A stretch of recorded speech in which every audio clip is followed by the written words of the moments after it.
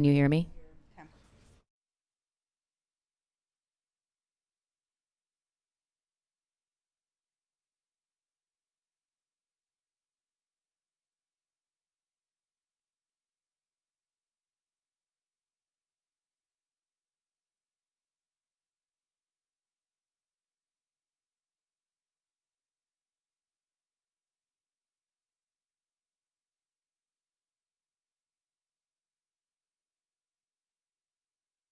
Okay. And here is the application one. Who's hitting here? Yep. Yes, Yuxing.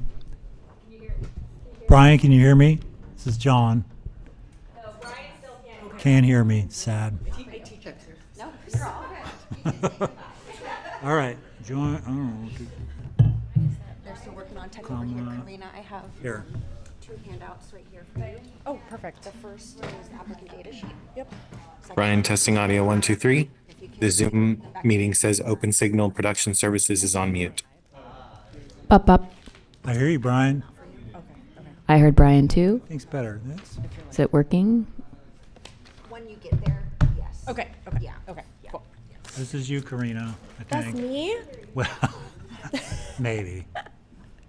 Whew, this is down to Don't the change the city budget, last okay? I've got to change that picture.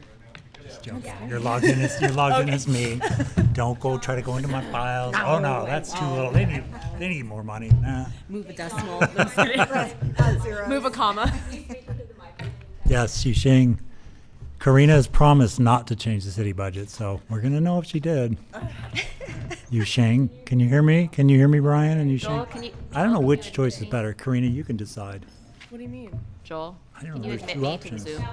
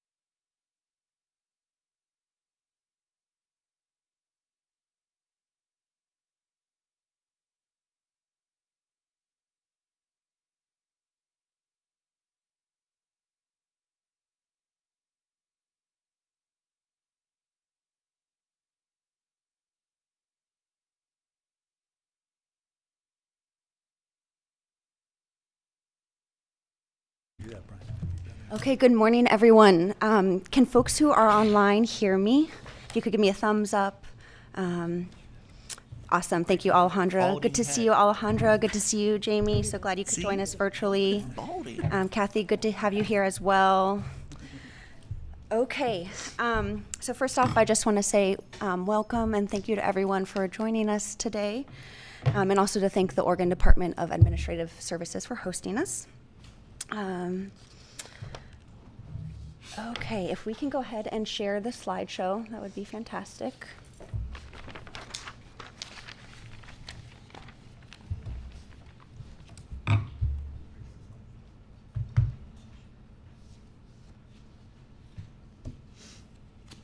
I need a wig. Fantastic. And if you can go to the next slide. Okay. So the purpose of today's meeting is for the Community Council to recommend small grants applications for funding to the Allocation Committee. We will achieve this outcome by spending the first hour reviewing the small grants funding process, the applicant pool, and 3 policy frameworks Community Council members may use to inform their recommendation making. The following 2 hours will be spent on 2 rounds of reflection, small group work, and large group discussion. The first round on policy frameworks, and the second round on consideration of individual applications. The last 30 minutes will be spent on voting and closing. We are joined today by 11 Community Council members, 9 of whom reviewed and scored all applications. All 11 council members will participate in discussion of the overall applicant pool and policy frameworks. Once we move on to consideration of individual applications, participation will be limited to the 9 council members who reviewed and scored all applications. To make recommendations, the Community Council will take a vote at the end of the meeting. The 9 council members who reviewed and scored the video component of all applications will each get 12 votes. They will receive an electronic ballot listing all 55 grant applications. Each council member will select 12 applications to recommend for funding. After all 9 council members have voted, their votes will be tallied and applications ranked in order of most votes to least votes. The 12 applications that receive the most votes will be recommended to the Allocation Committee for funding. I have 4 other process details to name.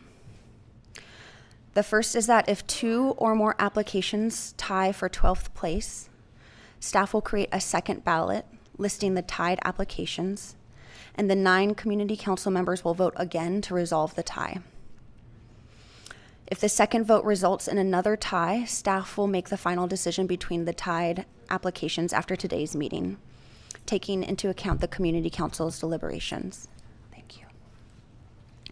If an applicant later decides to not accept the grant or becomes ineligible due to city requirements, staff will pick the 13th application that received the most votes, or will choose amongst the applications that tied for 13th place to recommend in its place. Third, we won't discuss funding amounts for applications today. There are enough applications that did not select the maximum amount of funding and that scored highly that the probability of the Community Council selecting 12 applications and staying within the $2.5 million allocated to the small grants fund is high.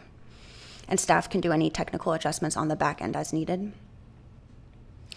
Finally, we want to remind Community Council members, applicants, and community members that the Portland Children's Levy needs to comply with city and federal executive orders and can't give preference to groups with protected class status, such as race or gender, in this grant-making process.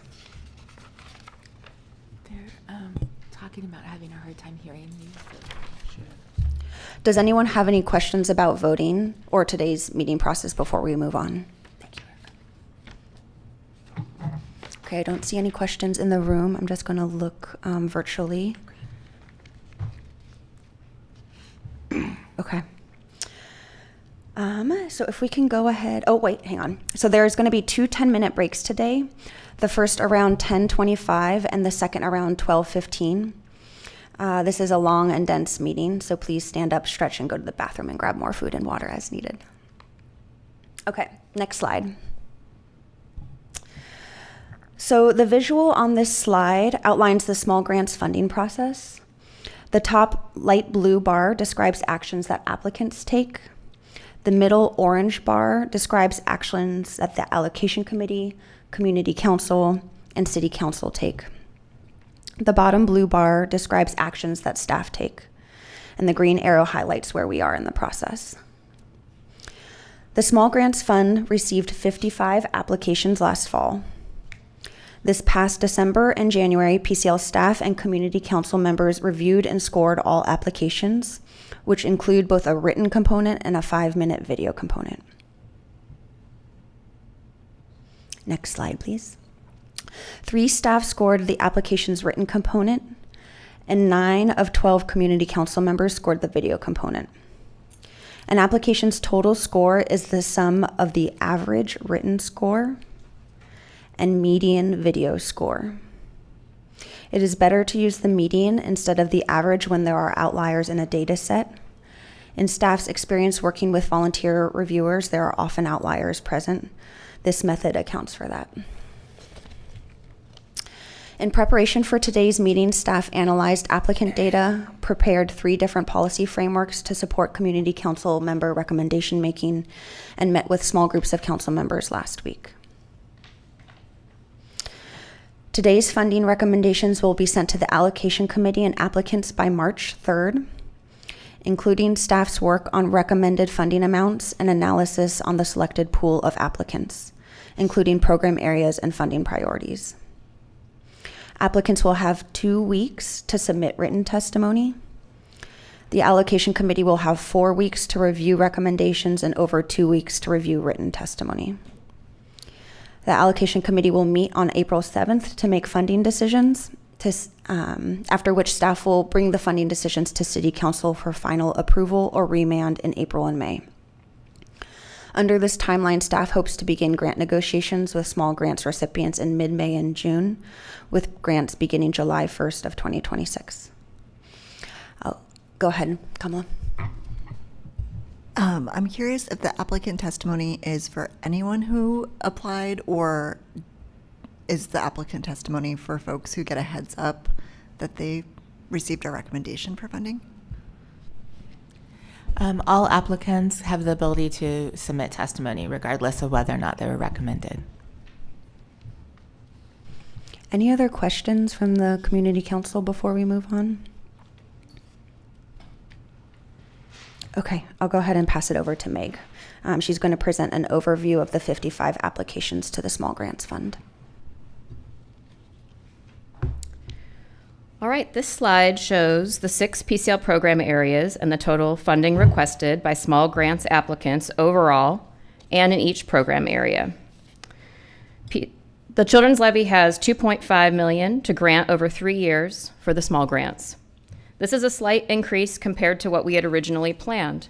In December 2025, so this past December, the City of Portland economists updated our revenue projections, and PCL has $6.5 million more projected revenue over the next 3 future fiscal years.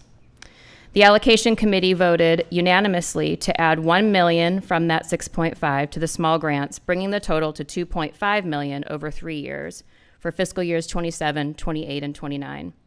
They also voted to add $5.7 million to current 3-year large grants, an 8% increase over their current grants. Small grants applicants requested a total of $10.4 million over 3 years. This is $4 requested for each one available. Nearly half of all funding requested is for the after-school program area. Katrina covered the scoring process for the written and video components of the application earlier in the meeting. There were 72 points available to each application total. Applications scored between 39 at the low end and 68 points total at the high end. The median total score was 54. Many applications received the same total score. For example, 2 applications received the same highest total score of 68, Another 2 applications scored a 63. Another 2 applications scored a tie of 60. And there were 5 applications, for example, that had a tie score of 59. Though the list that we've provided as a handout to you all in support of your decision making is in descending order, please keep in mind that there are multiple ties. You'll also need to keep that in mind as we share some additional slides throughout this presentation. Any lists of applications shared today are not only in descending order by total score, but they are then sorted by video score in descending order. This slide shows both the total number of applications received generally and the number of applications that scored median or higher by program area. The Small Grants Fund, as I said, received 55 applications total. 33 applications scored median or higher. About half of all applications received and about half that scored median or higher were for the after-school program area. Does anyone have questions about the applicant pool before we move on to the next part of the presentation?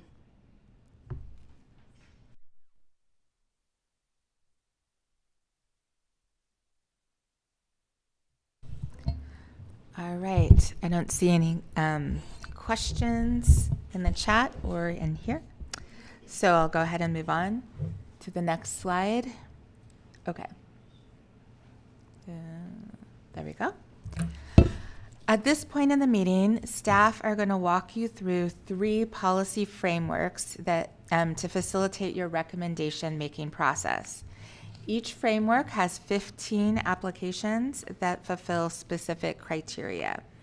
We can fund 12 applications. In this situation, where 33 applications scored at or above the median, and many high-scoring applications received the same exact score, the frameworks are meant to help you surface your reasoning by selecting one application over another, be it by using the policies staff offer or your own policy frameworks. To be clear, staff are not asking you to select one of the frameworks today. Instead, we're offering these frameworks in the spirit of supporting your recommendation making with our analysis and thinking about different combinations of applications and the merits of each. Across all frameworks, staff prioritize score and score order. Score is important because it reflects your scoring and staff's. It reflects both the video component and the written component. We provided these 2 components in response to lessons learned from past grant making, where applicants wanted another way to share their story beyond a written application.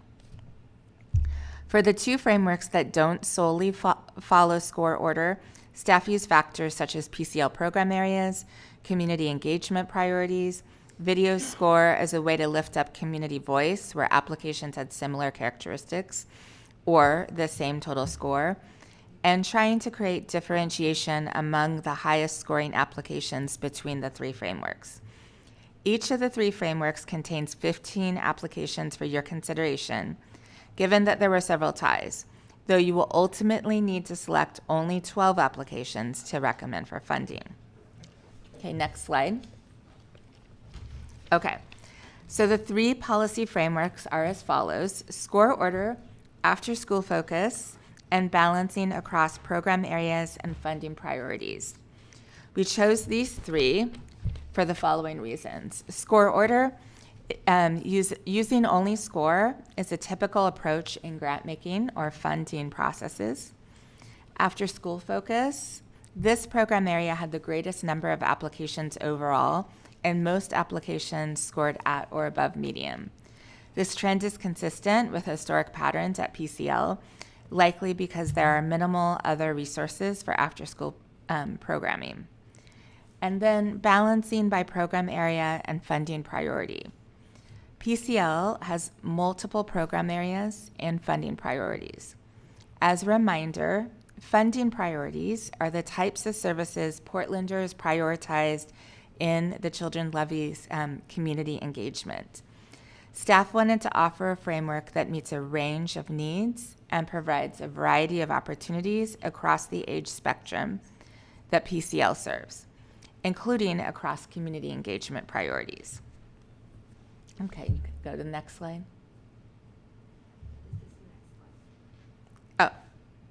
Oh, thank you. The score order framework contains the top 15 highest scoring applications. These applications received a total score of 59 or higher. Based on this approach, the framework results in applications mostly in the after-school and mentoring program areas, and has only one application each in the early childhood, foster care, and hunger relief program areas. It has no applications in child abuse prevention and intervention. It includes one application unique to this framework due to the policy approaches of the other framework.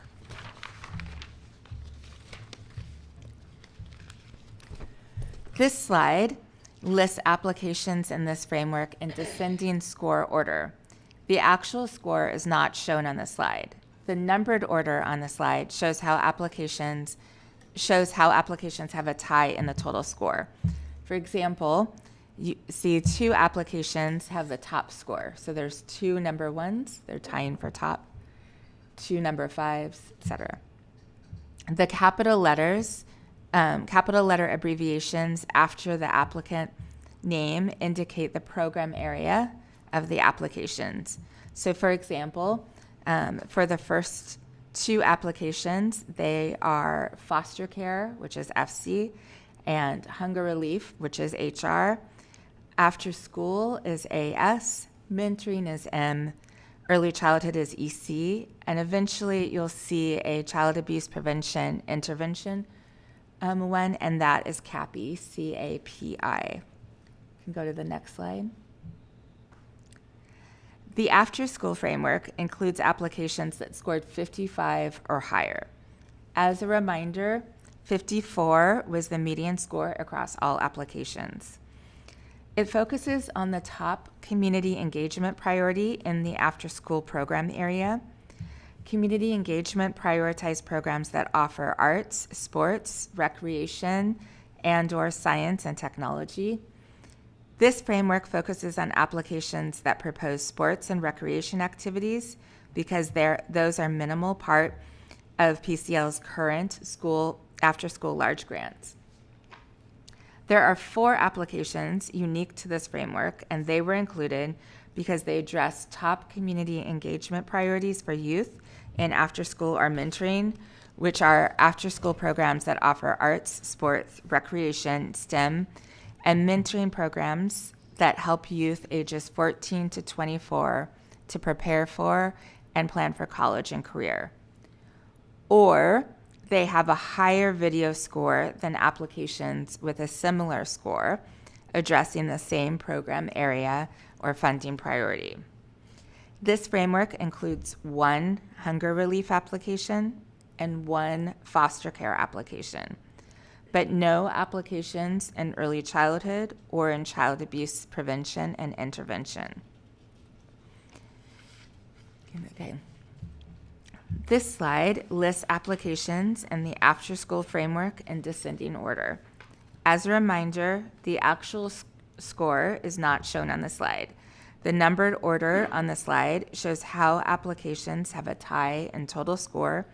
For example, 3 applications tie for the 8th highest score on the list. Okay. All right, now we will talk about the balance framework. The balance framework prioritizes a balance of applications across program areas and funding priorities. All but 1 application scored above the median. It includes an application from all 6 program areas.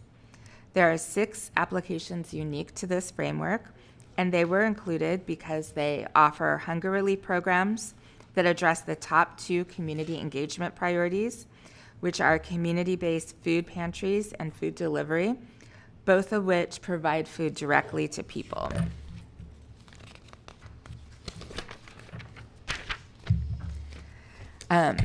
They increase the variety of community engagement priorities addressed in after-school and mentoring, and it also includes the only child abuse prevention intervention application received even though it scored below median. This slide lists applications in the balance framework in descending score order. As a reminder, the actual score is not shown on the slide. The numbered order on the slide shows how applications have a tie in total score. Compared to other frameworks, this one has fewer applications with tie scores and use program area and funding priorities to balance between applications. Okay. Now, as a reminder, you are not being asked to choose a framework. We're providing these to you as ways to think about and make selections across a variety of applications, including those with similar scores. This slide shows a visual of how the frameworks compare by program area. Each framework's 15 applications are represented as a portion of each bar on the slide, according to their program area. For example, the score order and after-school frameworks are mostly after-school applications, and the balance framework has more of a mix across the program areas. So looking at this, in case you may not be able to see the legend at the bottom, so that bright blue on the left represents the after-school programs on each of these bars. The yellow represents mentoring. The green represents hunger relief. That kind of gold orange represents early childhood. The dark blue is foster care, and the red is child abuse prevention. Okay. This graph helps you think about trade-offs as you consider your own decision-making. For example, do you want to consider applications at only a certain score and above, or do you want to emphasize one or some program areas more than others? Okay, you can go to the next slide. Finally, this slide shows a table that offers additional comparison between the three frameworks. Each framework offered 15 applications, and there are 25 unique applications covered between the three frameworks. The lowest score in the frameworks ranges based on the policy of the framework, and the number of applications per program area in each framework varies based on the policy of the framework, and the number of community engagement priorities addressed in the framework also varies by the policy of the framework. So in this slide, you can see in the score framework, you see the lowest score of apps was 59, and the number of community engagement priorities addressed was 9. In the after-school framework, you can see the lowest score was 55. The number of community engagement priorities addressed was 8. And the balance, the lowest score in the framework was 52, and the number of community engagement priorities addressed was 12. Then you can also see in the other rows how many applications were included in each program area in each framework. Okay. You may use one of these frameworks. You may also use your own framework and choose and emphasize a particular program area, score threshold, or balance of program areas and funding priorities. Big picture, a framework is meant to help you surface your reasoning for selecting one application over another, be it by using the policies staff offer or your own. Now I'm going to turn it over to Meg to take questions. So we just want to open up the floor to what questions you all have for us as staff about the frameworks or the applicant pool. And we're going to hold discussion about the merits of each policy framework or your own framework for our first round of group discussion. So we're not asking for discussion. We're asking right now for any questions that you need answered in order to go into your discussions.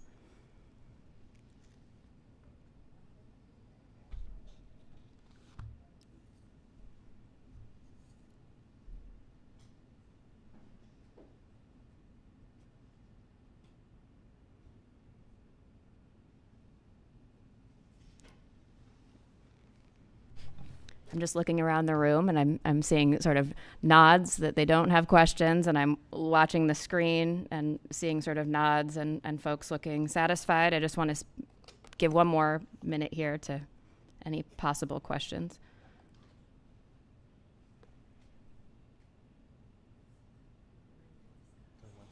Okay. Then I'm reading it as people are ready for small group discussion. Okay, so before we do that, we are going to take a poll. So I just dropped a link in the Zoom meeting chat. And then if you are here in person, you can use one of the staff computers if need be to access the Zoom link or the poll, or you can log in using your own device. But what we're going to do is we are just going to survey and ask folks which policy framework, if any, you're thinking about using in your recommendation making. And the response options, you can pick up to 2 of them. First is score. Second is balance across program areas and funding priorities. Third is prioritization of after-school program area. Fourth is prioritization of a different program area, undecided, or other. So go ahead and fill out the poll, and then we will reconvene we'll go ahead and take a break after you're done filling out the poll. And so let's plan to reconvene at 9:40. 9:40.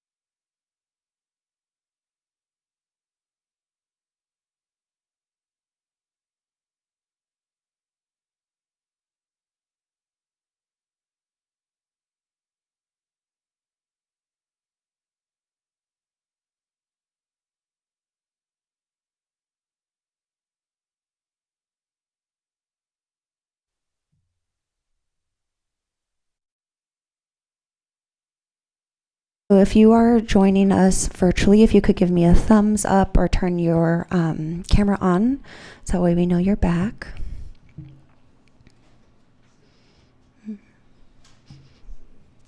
So good to see everyone's faces. Hi. So I know a lot of folks aren't feeling well right now. There's a lot of colds and flus going around, so I hope folks feel better soon. Okay, I see all the thumbs up. Okay, we're going to move into small groups now. In the small group, the prompt is going to be the same as the question that you answered in the poll, and I did my best to compose small groups that had contrasting perspectives as much as possible. And so once again, the prompt is, which policy frameworks are you considering employing in your recommendation making and why? As someone is speaking, if you, as a listener, if you could listen to understand and to not respond. Ask questions to understand why your fellow council member is holding the perspective that they do, and ask questions to invite your fellow council member to grapple with the considerations that you are weighing in your own mind. And then at the end, there will be a report out from each small group. And so we'll cross that bridge when we get there. Okay, so the small groups are going to be of 3 or 4. So group 1 is going to be Lisa, Lolita, Karina, and Alejandra. So Karina, you can go with laptop 1 once it comes to be time, and go have a conversation there. Group 2 is going to be Jamie, Alex, and Kamala. Kamala, you can take laptop 2, which is right in the middle there. And then group 3 is going to be Dean, Amarachi, and Kathy. And Dean, you can take laptop 3, which is right in front of Karina. We will have 20 minutes. We're going to extend the amount of time that you have for small group conversation. And then we will call you back. Any questions before we break you out into small groups?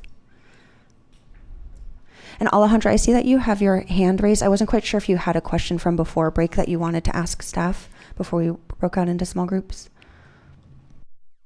No, I didn't realize I had my hand raised. Sorry, ignore that. All good, no worries. Okay, so Joel, if you can go ahead and move everyone into small groups, and you will have 20 minutes.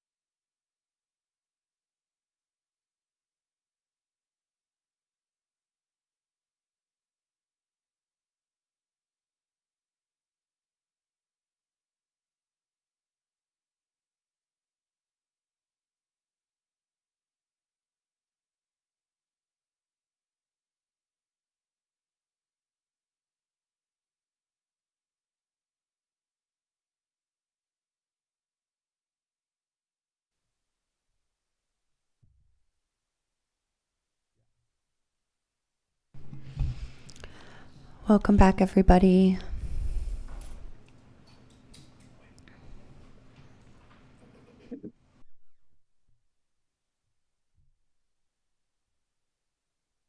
Nope,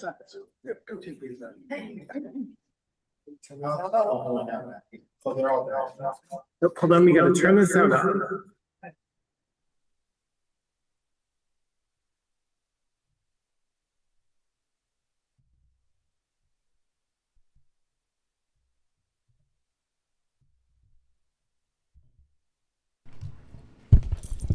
Okay, so now we're going to report out from each group, each small group, what policy frameworks are members of your pair, your small group considering and why.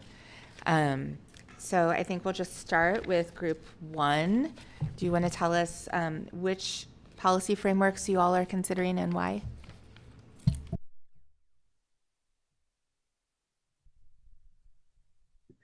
I think we were group 1.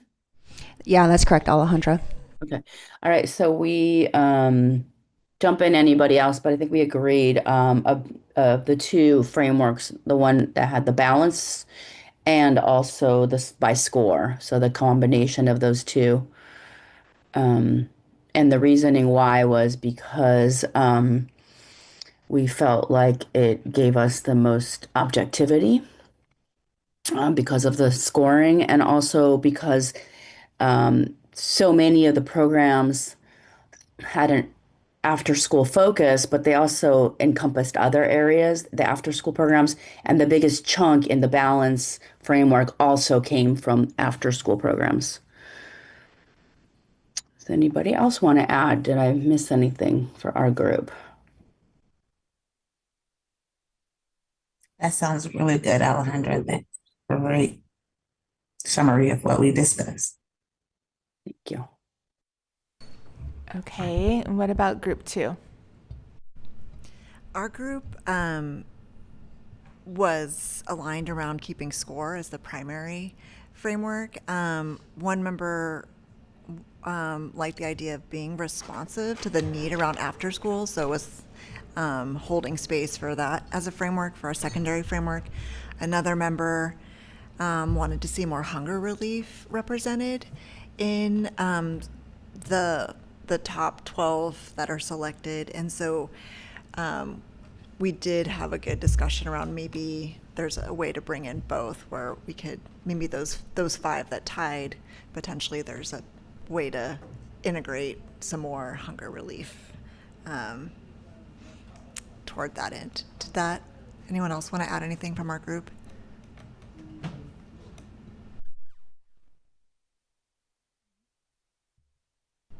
Okay, group 3. Which one was, who was in group 3? Okay. All right, so our group had a discussion about one person wasn't in favor of like score standardization. They were leaning in that direction, and I think that overall, in conjunction with balance, is sort of what our group was leaning towards, but it wasn't like taking those 2 frameworks and just meshing them together, because we were also taking into account how do I put this? The specific like contexts of like applicant score, applicant service area, etc., etc. And I personally have a more a less standardized framework. So I can't speak in I can't speak for like the entire group in the sense of like my framework reflecting the group's framework. But overall, our group seemed to prioritize efficacy and knowing if the people who applied can do the work, in addition to a good amount of balance. So, and then we notice like how some program areas have very few applicants, and some of them also don't score that well as well. So we have to take all those into consideration. So personally, I think that leads to a hybrid framework. I think mine is like less standardized than theirs, but overall, I think that's the direction that our group is leaning towards. Though my colleagues can correct me if they think that that is like not particularly accurate. Thank you. Is there anyone else from Group 3 that wants to speak?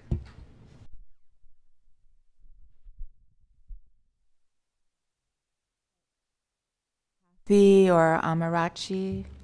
I think that basically kind of sums it. I would say myself, I was is for me it's like kind of a mix of the two.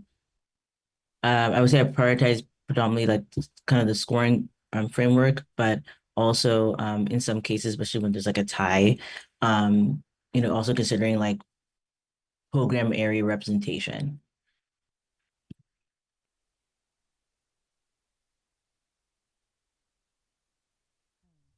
So what I'm hearing overall is that most of the groups were considering score order and then also balancing across program areas.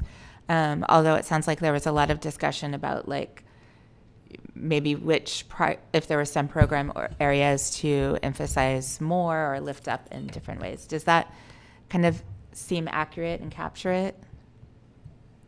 Okay, great, thank you. Okay, I'm going to pass it to Katrina next. I just want to open up a little space, and if there's any other community council members who want to chime in now with any other questions or any other thoughts, I'll just give it a moment before we move on to the next part of the agenda.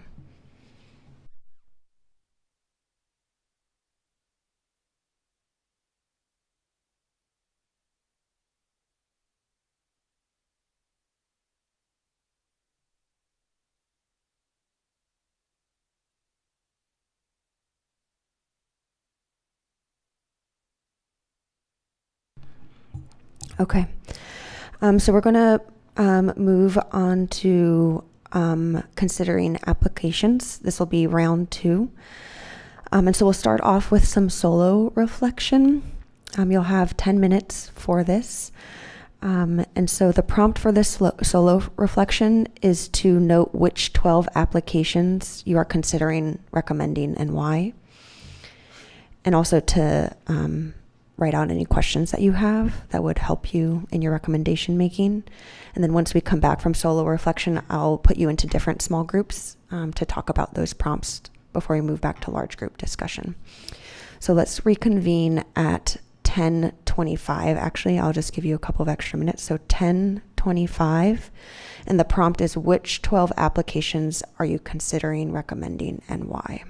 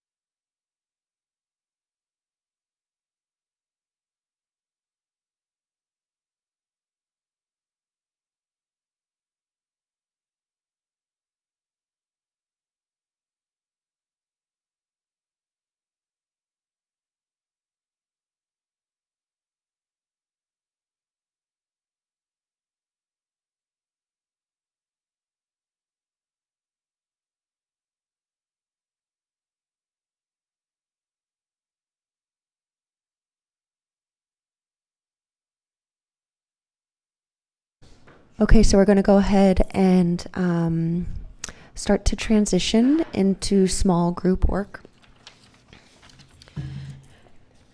So in the small group, you are going to share which 12 applications you are considering recommending and why. And also if you can share and understand where your recommendations overlap, and then also where they differ and understand your reasons for why they differ. And the small groups are going to be as follows. We're going to have Karina, Alex, and Kathy in group 1. And Karina, you can take laptop 1 once we get there. Group 2 is going to be Kamala, Amarachi, and Lisa, and you can take laptop 2. And then group three is going to be Dean, Jamie, and Alejandra. And Dean, you can take laptop 3 once we get there. And you'll have 20 minutes in your small group. Joel, you can go ahead and break out the rooms now. Katrina, can I ask a question before we break out? Yes, go ahead, Alejandra. Are we trying to come to agreement as a group on 12 in this discussion, or are we just discussing our own individual rankings and scores? The goal is for you all to discuss your own individual perspectives and motivations for recommending the applications that you're recommending, and to understand why your peers are leaning towards recommending the applications that they are recommending. And if in the process of conversation your recommendations shift or changed based on the conversation, that's totally okay. But we are not looking to build consensus right now. Okay. But eventually, as a group, we will build consensus to one. No, this is not, we aren't Okay. doing recommendation making by consensus. We are doing recommendation making by a vote. And so at the end, what will happen is we will do one more round of small group work where you will talk about the individual applications that you are recommending. We will have a large group discussion. And then from there, we will move on to voting. And then to do the vote, you will each receive, all 9 community council members who reviewed and scored the video component of the application will each receive a ballot. And you will select 12 applications from the list of 55 to recommend. The results of that vote will be tallied in order of most votes to least votes. And the 12 applications that receive the most votes will be recommended to the allocation committee. Does that answer your question, Alejandra? It does. Thank you. And I know you've already gone over this. I appreciate It's A-okay. It's helpful to process clarify. one more time. Thank you. You're all good. Okay. Okay, small groups, moving on.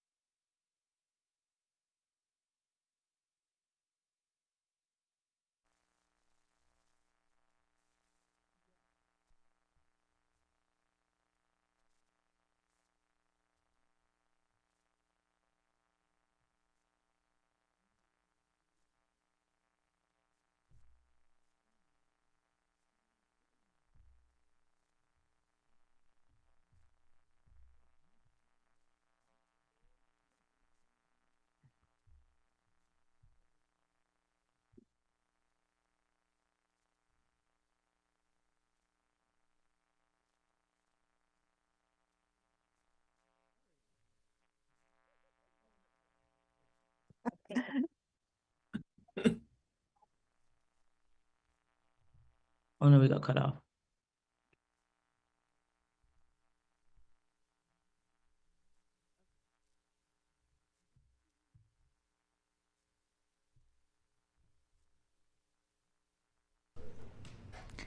Okay, for the folks who are online, we're just letting the people who were in the room get back to their seats.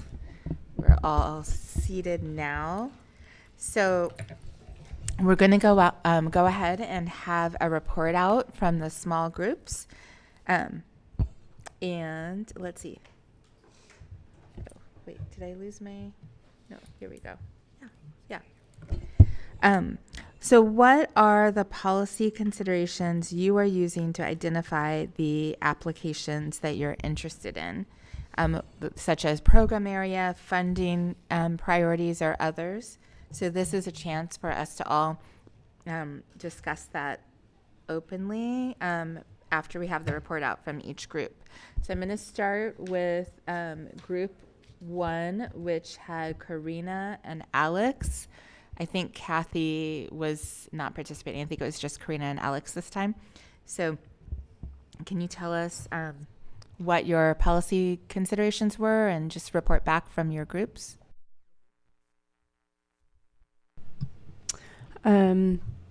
So we pretty much stuck pretty closely to score based, and then had a small discussion on some of the ones that were tied. So like some of the heavier tied ones, like I think there were 2 that had 5 in total tied. And so we just kind of discussed how we would score rank the ones that were tied and worked through. And we went to balance by program area for those ones.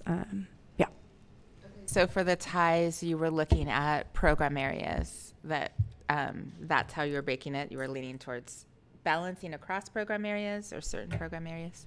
Yes. So if there was a tide, we discussed in their little summary what was balanced across, and then kind of did a process of elimination in that way.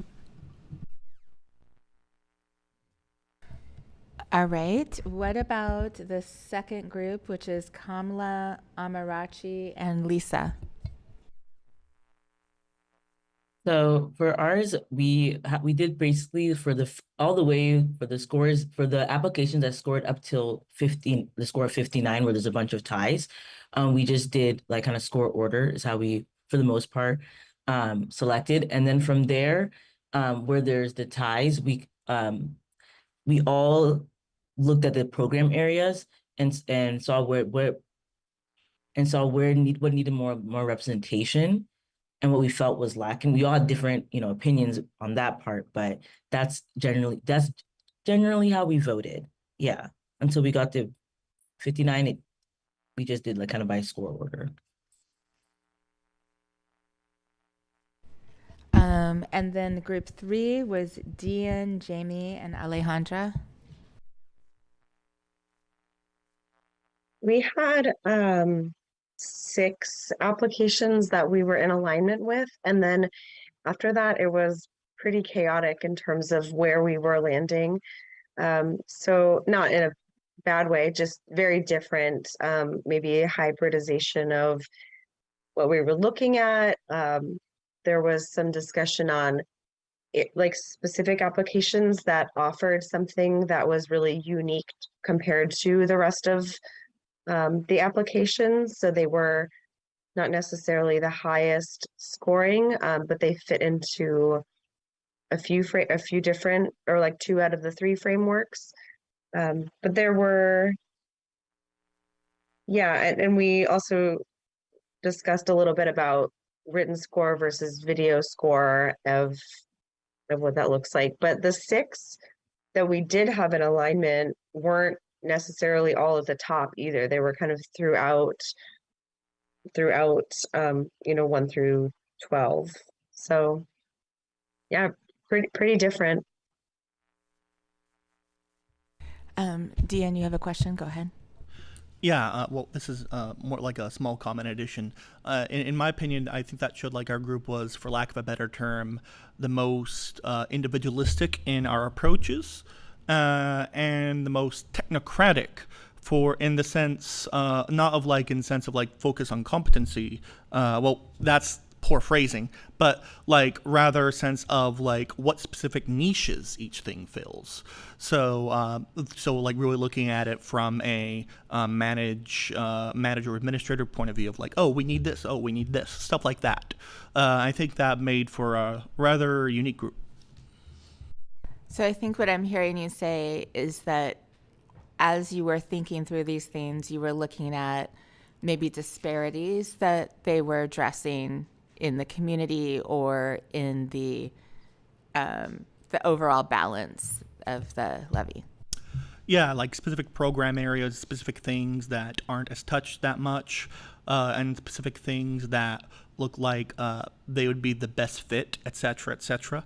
So I think it led to a quite unstandardized approach. Okay. I think Alejandra was the other person in that group. Do you have anything to add? No, I don't think so. Yeah, as Jamie said, we had agreement on some, and then I think we had a little bit of a discussion about scores, which maybe Jamie can speak to because I think she phrased it really well. But when considering which other organizations to fund, to go back and compare the written score versus the score for the videos and how yeah, we had some discussion around that and how to weigh the differences there and the fact that I don't know, Jamie, maybe you want to say something about that because I thought that was a really important point. I felt like when I was scoring my individual videos, doing my scores, that I maybe ranked some lower because they didn't provide the exact answer to a question that we had to score them on, whereas in a written application, the question is really clear, and so they were able to answer it. So I am leaning a little bit more towards written score. So there were some videos in that all scored 59. That there's like a group of 5, and 4 of those in there have a much higher, near perfect written score and a lower video score.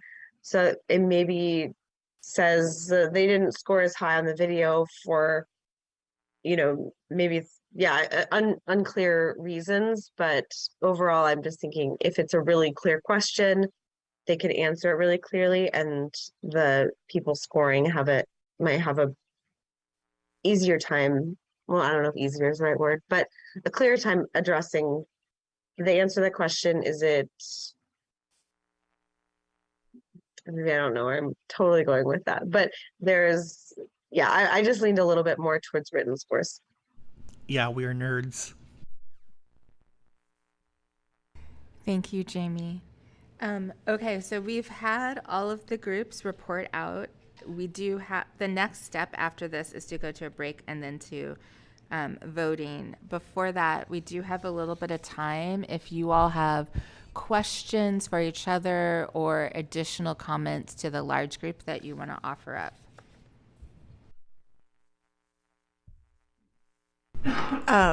I didn't have a chance to say this in my small group, so I thought I'd just bring it to everyone, unfortunately. One thing that came up in our conversation is funding organizations that are doing ongoing work versus a new program. And so for me, I found that I was preferential to ongoing programming, and I was just curious if other people were leaning in different directions as they were evaluating the opportunities.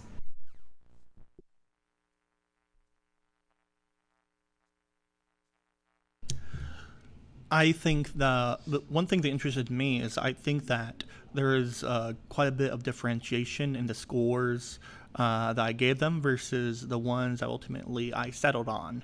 So that's something that's interesting. And then I had a second thing, but I just, it just skipped my brain. So if I think about it, I'll probably have an moment. Thank you for raising that Oh, point. and of course I did. So I think in particular, it was disappointing to see only about one application for child abuse prevention program services. And then with like the overall score of it, it felt if I it's disappointing that we didn't have more people who are, more organizations focused on that. So I think that's something that if I had to stand up on, I'd say that, we need more of these programs, more of these services, regardless of like what the votes ended up happening. I'd like to see more of those programs for youth, because I think it's something that's extremely important, and it doesn't get nearly as much attention or funding or resources as it needs to. So that's my comment. That's my 2 cents. We need more of those. And yeah, that's all. Thank you. Someone else had started speaking. I think it was Alejandra, but I'm not certain. Yeah, thanks. Thanks, Annika. Yeah, Kathy, I think that's I did since you raised that question. I definitely did. I feel like I maybe was leaning in that direction as well too, just because I'm thinking we have such limited funds. I think I was considering organizations that have already proven that they have with a proven track record. I think that was a consideration for me since you asked the question. Although at the same time, I was also trying to balance areas that I feel like have not been funded, and some of those organizations may be newer. So yeah, thanks, Erica. That was it. Alex is next. Oh, I'm good, actually. I lowered my hand.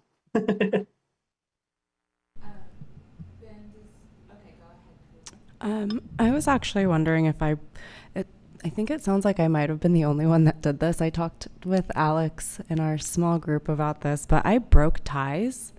And so I did it kind of by score, but I went all the way down to 55. I didn't stop at 59, and I broke ties to give opportunity to fund those that scored a little bit lower than 59. And then that's kind of what Alex and I focused on in our discussion. Was we both did score, but then when I had expressed, well, I broke ties to give opportunity to more funding programs, then we talked about the ones that I kind of grappled with, which were the 559s and then the 555s. I'm just kind of curious if anyone else took that approach or if they were just straight down score, because I found myself kind of balancing the score and the program. Yeah. Thank you, Karina. Oh, Meg. I just wonder if we can hear from folks who haven't spoken very much. Just a couple of things.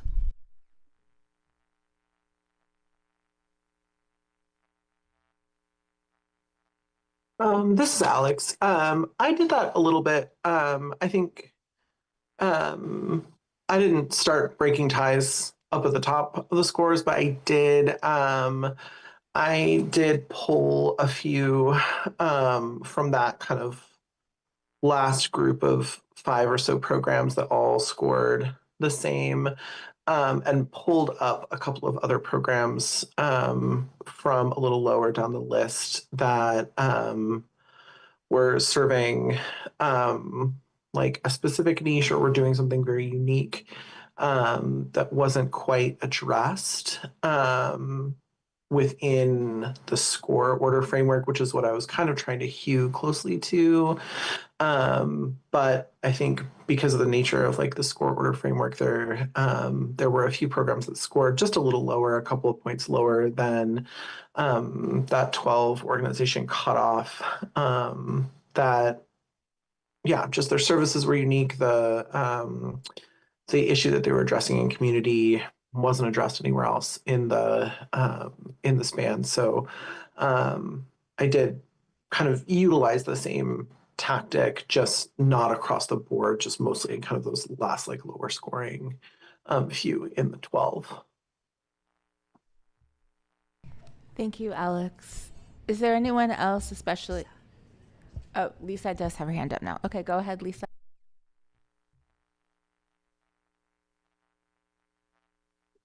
Yeah, I think in our group, a couple of us did the same. Even in the highest group, well, in the 60 and above group, there were a couple of programs that two of us chose between. And then once you got to the 59 scores and below, it was more how do we feel about the programs and which ones seem to maybe fill some gaps that hadn't already been filled. That makes sense. Thank you. Okay. If is there anybody else who wants to speak or who has a question for their colleagues on council or a comment? Okay. Okay, so we are going to move to a break and then we're going to move to voting. So during the break, please think about which 12 applications you want to vote for. And then I'll review the voting process before we take the vote. And for those of you who are joining online or in person, you will find the link to the ballot in the email that I sent on Thursday. So you can pull it up there. It's not started yet, so you won't be able to access it yet, but you can get that link ready. So go ahead and let's reconvene at 11:16.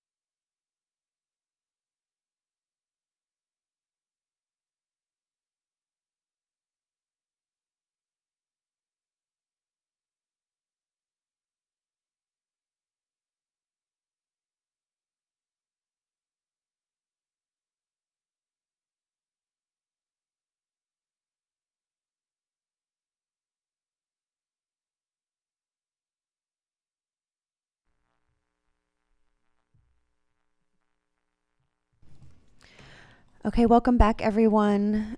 For the folks who are virtual, if you could give me a thumbs up or come on camera so that way I know you're back.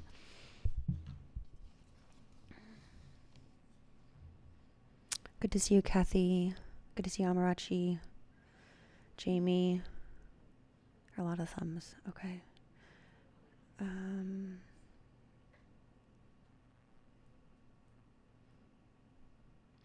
Alejandra, if you're there, can you give me a thumbs up or come on camera?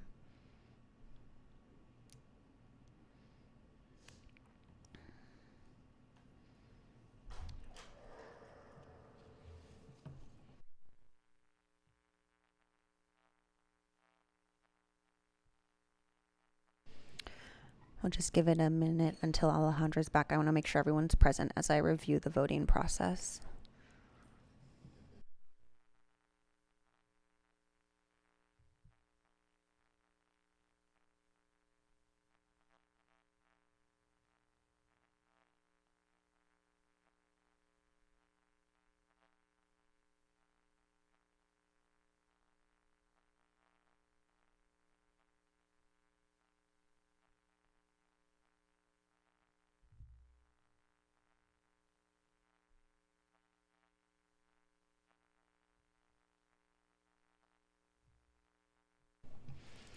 Alejandra, if you're back, do you mind giving me a thumbs up or coming off onto camera? Fantastic. Okay. Okay, so we are going to move on to voting at this point. So the Community Council is going to take a formal vote to recommend 12 small grants applications. The 9 council members who are in this meeting who reviewed and scored the video component of all applications will each get 12 votes. They will receive a ballot listing all 55 small grants applications. Each council member will select 12 applications to recommend for funding. After all 9 council members have voted, their votes will be tallied and applications ranked in order of most votes to least votes. The 12 applications that receive the most votes will be recommended to the allocation committee for funding. I'm going to review 2 other process details to remind folks of. The first is that if 2 or more applications tie for 12th place, staff will create a second ballot listing the tied applications, and the 9 community council members will vote again to resolve the tie. If the second vote results in another tie, staff will make the final decision between the tied applications after today's meeting, taking into account the community council's deliberations. The second point is that if an applicant later decides not to accept the grant or becomes ineligible due to city requirements, staff will pick the 13th application that received the most votes, or will choose amongst the applications that tied for 13th place to recommend in its place. The ballot will also have several questions at the end asking you about your reasoning behind your recommendations. Please fill out these questions as they will help staff explain the community council's rationale. Does anyone have any questions about the voting process before I open the ballot?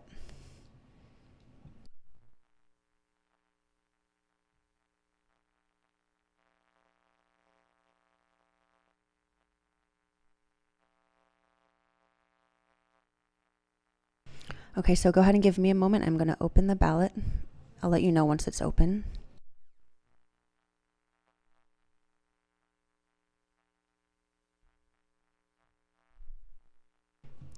Okay, so the ballot is now open. You can go ahead and vote at this point.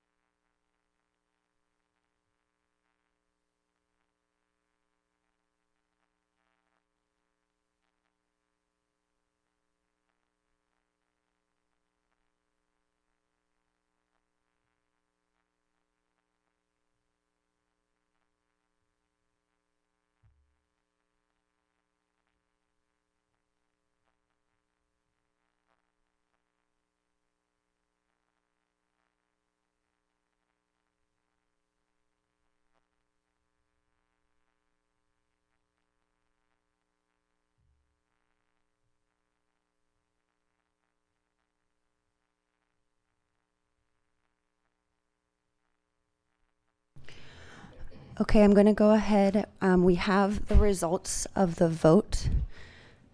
I will go ahead and share screen and read out the results. Just give me one moment.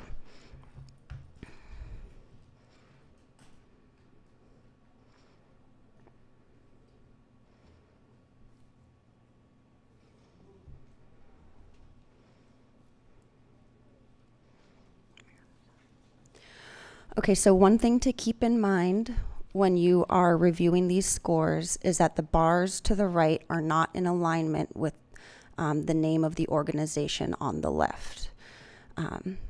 So it's not a one-to-one as you read across. So staff took a look before we shared, and I'm going to read out the results in terms of the number of votes that each application got. So 5 applications received 9 votes total. The Family Room, Center for Black Excellence, and Tyco, Wonderfolk, and Project Lido.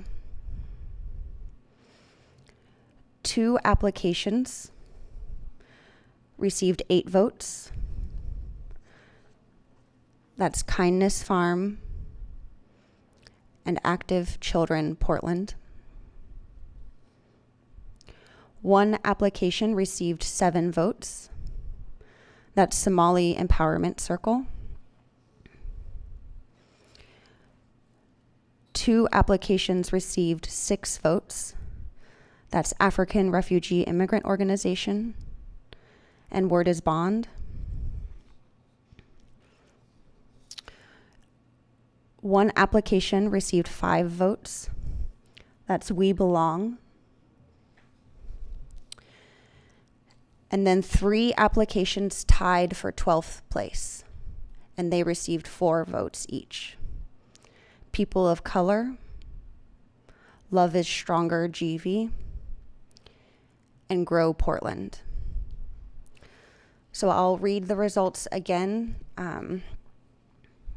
This time, so that way you can understand where they fall in the group of 12.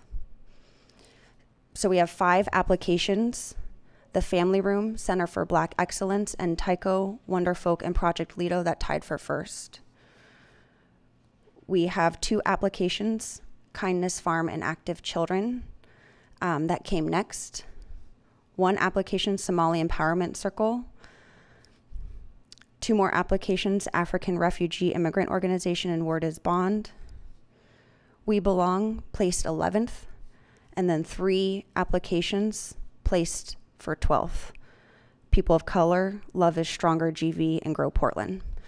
So what we're going to do at this point is we are going to do another round of small group conversation and then large group discussion to discuss the 3 applications that scored, that received 4 votes total, in order to break the tie of which one of those 3 applications will be recommended along with the other 11 to the allocation committee.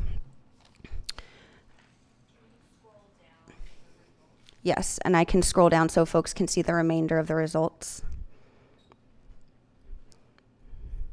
Other organizations or applications received 3 votes, 2 votes, 1 vote, and then there's an application at the very bottom that received 1 vote.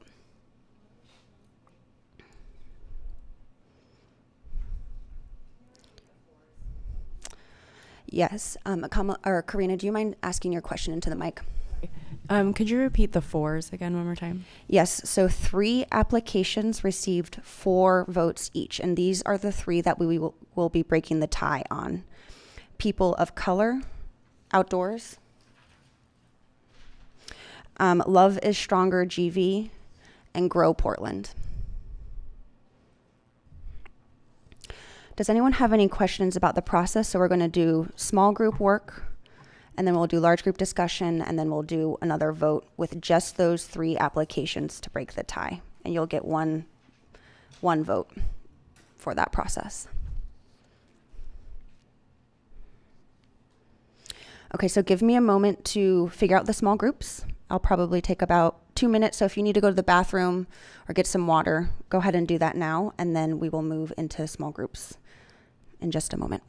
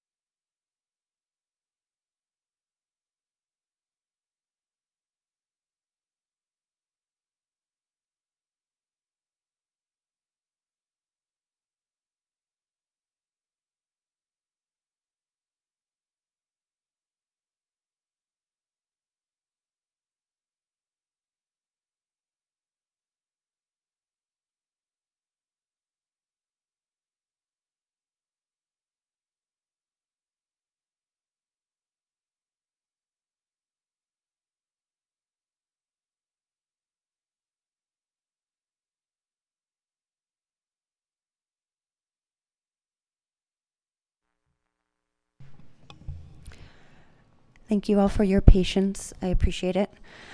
Okay, so we are going to break out into small groups. To discuss which of the following 3 applications you want to recommend to the allocation committee. Once again, the 3 applications are People of Color Outdoors, Love is Stronger GV, and Grow Portland. The small groups will be as follows. Group 1 will be Karina, Amarachi, and Jamie. Karina, you can take laptop 1. Group 2 will be Kamala, Kathy, and Alejandra. You can take laptop 2. And then group 3 will be Dean, Alex, and Lisa. You can take laptop 3. And I will give you about 10 minutes, and I'll check in with you all at 10 minutes at that point. And Alejandra, I see that you have a question. So before we move into small groups, let's go ahead and hear Alejandra's question. Thank you, Katrina. I just want to clarify, can you remind me the writing scores versus the video scores? They're out of how, what was the possibility out of how many points possible? Because they're not the same scale, right?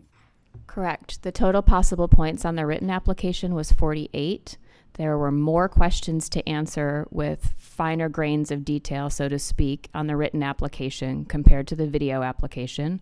Total possible points on the video application was 28 points, and there were fewer questions, and they were slightly different than the types of questions that had to be answered on the written application. Did I answer your question, Alejandra? Yes, thank you. Yep. Any other questions before we move into small groups? Okay, so Joel, do you mind go ahead and moving everyone to breakouts? And you'll have 10 minutes, and I'll come around and check in if you need more time.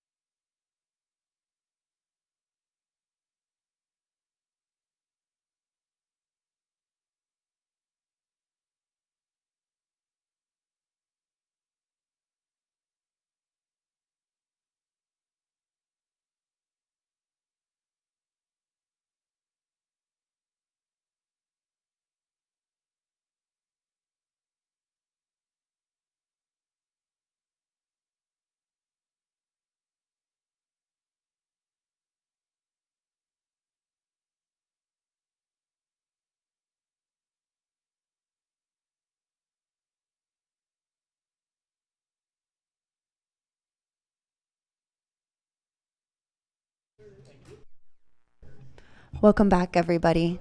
We're just taking a moment for folks to get situated in the room. Okay, and I'm going to go ahead and pass it to Erica, who will facilitate the large group discussion. All right, that should be better. Can everybody hear me now? Great. Okay, so we're going to once again give each group a chance to report out on what policy considerations you were thinking about as you make your decision between these three applications. I'm just gonna call, do you have the groups? Somewhere. Okay. Okay, I'll just call the groups based on the community council members in the room.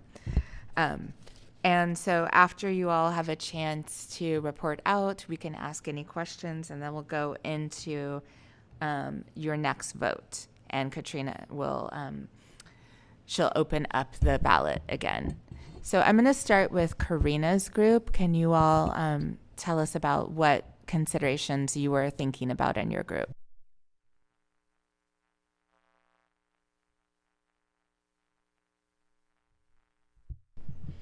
I don't know if Jamie or Amarachi would like to speak, only because I was not on the fence. So.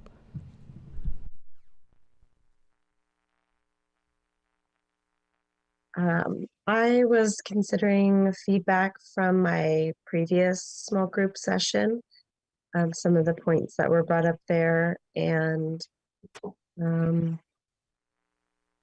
yeah, that seemed to also be somewhat reflected in this current small group. And yeah, I guess for one of the applicants, we felt like while it did address their program area, it wasn't necessarily the program, like we didn't feel like it addressed it enough in that specific way. And that it was maybe more education based rather than like food security or hunger relief. Amarachi, you want to add? Yeah, sure. So I was like really conflicted, and like hearing the feedback from like from other like people in my small group, it actually kind of had me reconsidering how much does each program actually address the program areas that they're saying that they're going to address, like how effective. So it kind of actually made me change my mind on a couple things. I'm still torn between two, so I'm just still reflecting and thinking about which one I want to vote for. Okay, so maybe I can rephrase what I think I'm hearing, that yes, you were thinking about program areas, but also about like what is the specific funding priority, which is like the activity or the service that they're addressing within that program area, and how effective their program design seems to be towards meeting that funding priority. Yes, exactly. Okay, great. Does that, okay, and we'll just move on to the next one. Sorry, lots of processing. What about Kamla's group?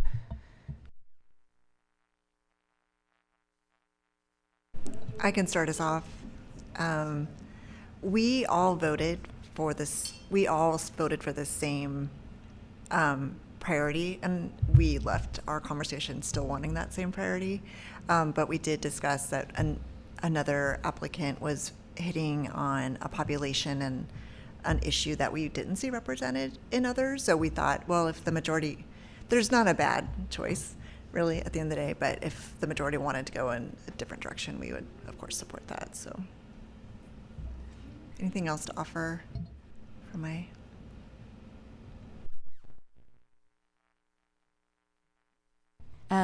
And then Dean, your group, who all was in your group? Me, Alex, and Lisa. So, our group was well. First, our group had a consensus that one of the three had already a program that covered a lot of the same bases, and so we were really divided in between two, to my knowledge, and it really seemed to be really focused on. It seemed to really be focused on a thing that we do have sort of like something that already covers the topic that we were discussing, but also not in that specific way.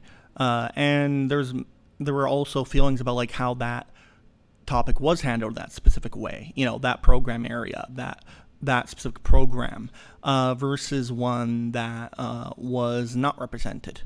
So it led to good conversation, and I think that overall, I don't think we were able to come to a consensus on that. So overall, I'd say that we were sort of divided on that, though I'd more put that as a 2-to-1 divide. So yeah. Okay, so I think I heard when you say topic, you mean like program area. There was already one. Correct. Okay. Yeah, like, well, not the program area, but like the specific type of program. So yeah, it already had like something like that, sort of like the other one, but it also handled it in a different way. So that was what prompted like discussion. So Okay, and then either Alex or Lisa, do either of you have something to add?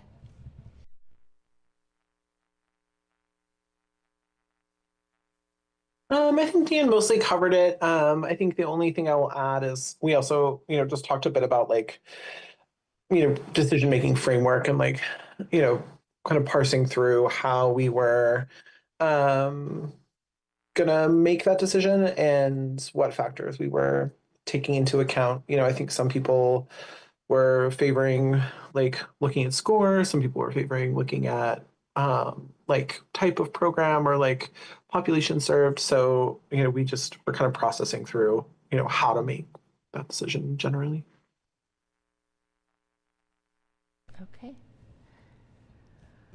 All right. Well, thank you for sharing your considerations. I think we will move into making another vote on these three applications. Okay, so I'm going to send you a ballot. I'm going to both drop it in the Zoom chat, and then I'm also going to send an email at the same time.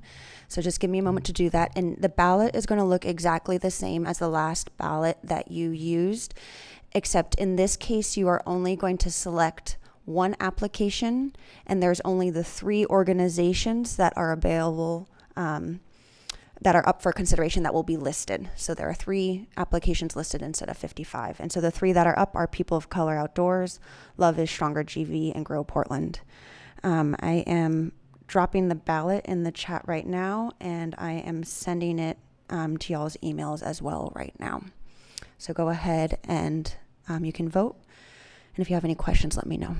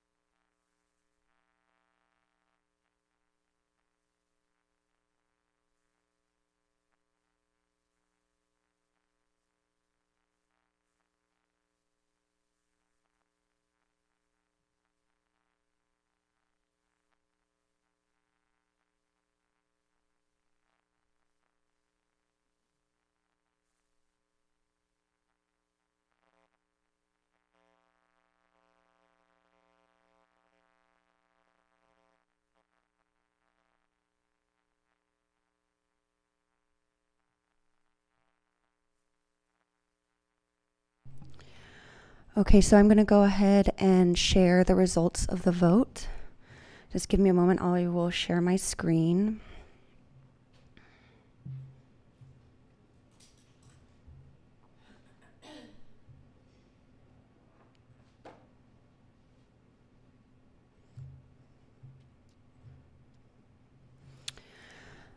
So as you can see, People of Color Outdoors got 5 votes, and Love is Stronger GV got 4 votes.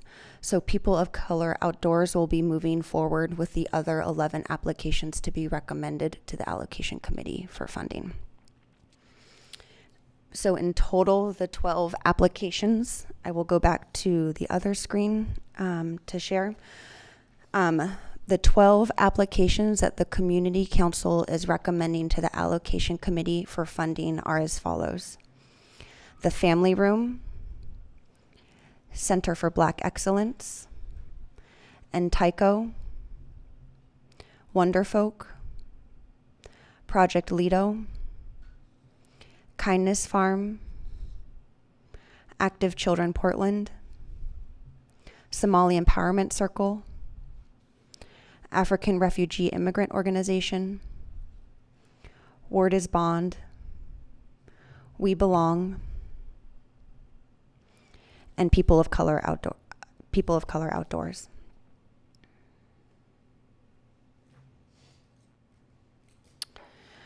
I'm going to go ahead and move us to closing. Just give me one moment.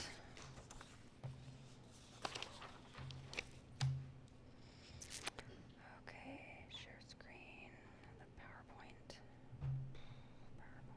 share, and do.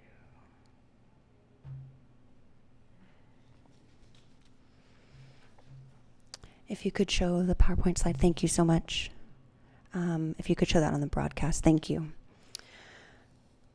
Okay, so I want to close by recognizing that this is the conclusion of a 3-year cycle for the Community Council.